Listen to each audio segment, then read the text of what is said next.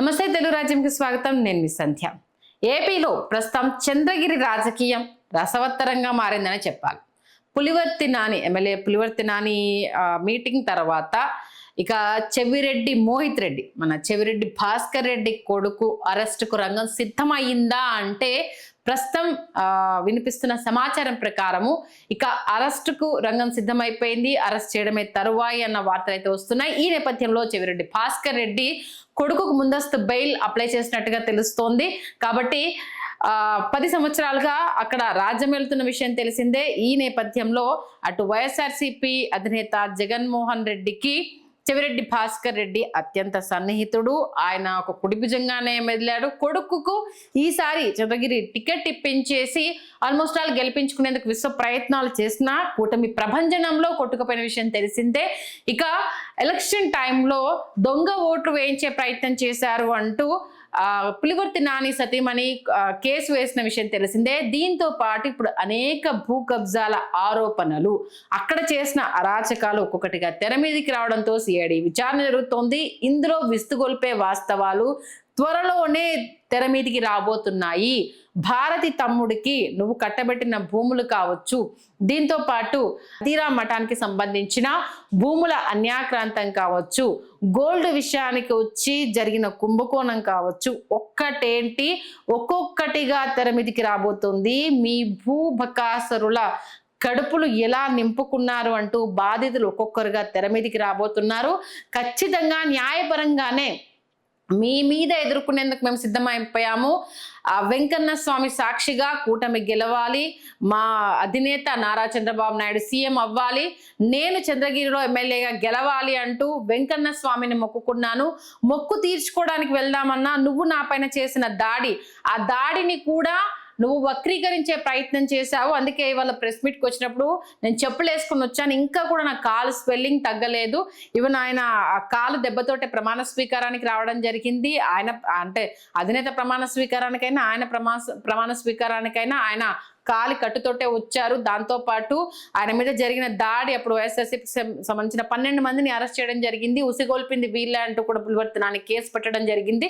చాలా పెద్ద ఎత్తున అయితే నువ్వా నేనా అన్నట్టుగా ఒక రేంజ్ వార్ అయితే నడిచింది. ఈ నేపథ్యంలో ఇక కూటమి ప్రభుత్వం స్టార్ట్ అయిన తర్వాత ఇక వైఎస్ఆర్సీపీ నేతల చిట్టాలు ఒక్కొక్కటిగా బయటకు తీస్తాము అంటూ, అంటే అధినేత మనం ఏంటిది కక్ష సాధింపులకు వెళ్ళకూడదు అనేసి అని చెప్తున్నా, వాళ్ళు చేసిన వాటికి మనం ఊరుకుంటే ఎలా, టిట్ ఫర్ టాట్ సమాధానం చెప్పాల్సిందే కదా.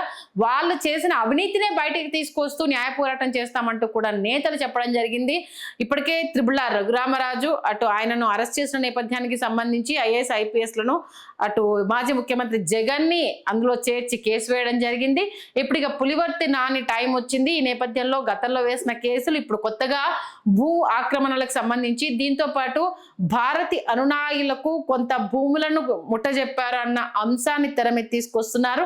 ఒకవైపు పులివర్తి నాని, ఇంకొక వైపు ఆయన కొడుకు, ఆయన సతీమణి మొత్తం ప్రస్తుతం ఇదే పని మీద ఉన్నారు. దీనికి సంబంధించి సాక్ష్యాధారాలను ప్రెస్ మీట్ల ద్వారా బయటికి చెప్తూ ఎంతమందిని వీళ్ళు అధోగతి పాలు చేశారు, ఎంతమందిని ఇబ్బంది పెట్టారు, ఇప్పుడే కౌంట్ డౌన్ స్టార్ట్ అయింది, ఒక్కొక్కటి తెర మీద చిత్రాలు చూపిస్తాము, మీరు చేసిన తప్పులకు భారీ మూల్యాన్ని త్వరలో చెల్లించుకోబోతున్నారు అంటూ కూడా పులివర్తి నాని నిన్న చెప్పడం జరిగింది. కాసేపటి క్రితం వరకు ఆయన పులివర్తి సతీమణి కూడా ప్రెస్ మీట్ పెట్టడం జరిగింది.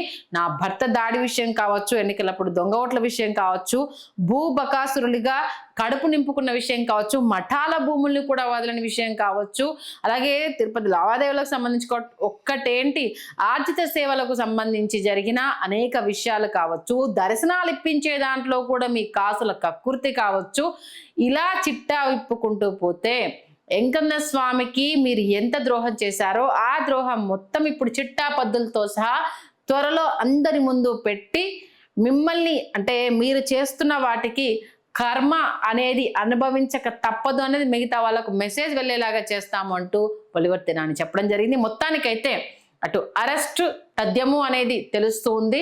మరి దీంట్లో అటు చెవిరెడ్డి భాస్కర్ రెడ్డి, మోహిత్ రెడ్డి, దీంతో పాటు చెవిరెడ్డి భాస్కర్ రెడ్డి తమ్ముడిని ఇంక్లూడ్ చేయడం జరిగింది.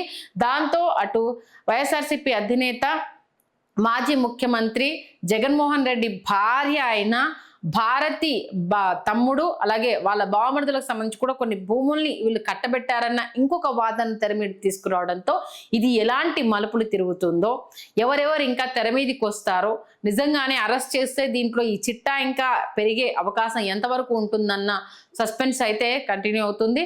ఓవరాల్గా అయితే కౌంట్ డౌన్ అయితే వైఎస్ఆర్సీపీ నేతలకు స్టార్ట్ అయిందన్న విషయాన్ని పులివర్తి నాని చెప్పకనే చెప్తున్నారు. మరి దీన్ని వైఎస్ఆర్సీపీ ఎలా ఎదుర్కొంటుంది అనేది చూడాలి. Please do subscribe to Telugu Rajyam channel. Please do subscribe to Telugu Rajyam channel. Please do subscribe to Telugu Rajyam channel. Hi అండి, నేను మీ ఆర్పీని, నెల్లూరు పెద్దారెడ్డి చేపల పులుసు ఓనర్ని. మీరు తెలుగు రాజ్యం అనే ఈ యూట్యూబ్ ఛానల్ సబ్స్క్రైబ్ చేసుకుని మంచి మంచి వీడియోలతో వస్తారు. Thank you so much. Hi people, I'm Sonakshi Verma and you please watch Telugu Rajyam and please subscribe to the channel.